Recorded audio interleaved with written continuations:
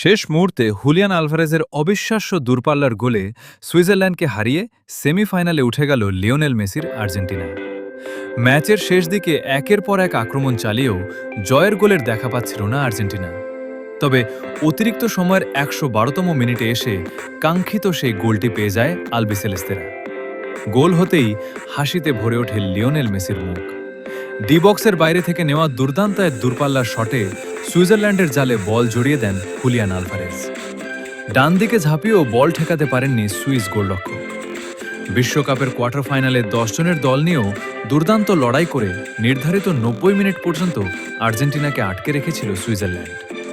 নির্ধারিত সময়ে এক গোলে সমতা থাকায় ম্যাচ গড়ায় অতিরিক্ত সময়ে। প্রথমার্ধে লিওনেল মেসির কর্নার থেকে হেডে গোল করে আর্জেন্টিনাকে এগিয়ে দেন অ্যালেক্সিস ম্যাকঅ্যালিস্টার।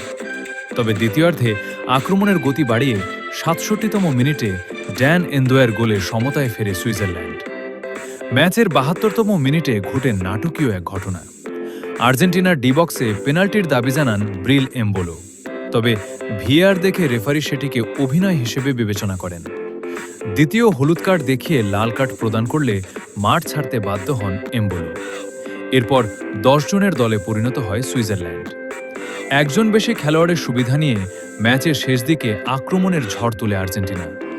অতিরিক্ত সময়ে ডি বক্সের বাইরে থেকে দুর্দান্ত এক দূরপাল্লার শটে জয়সূচক গোল করেন হুলিয়ান আলভারেজ।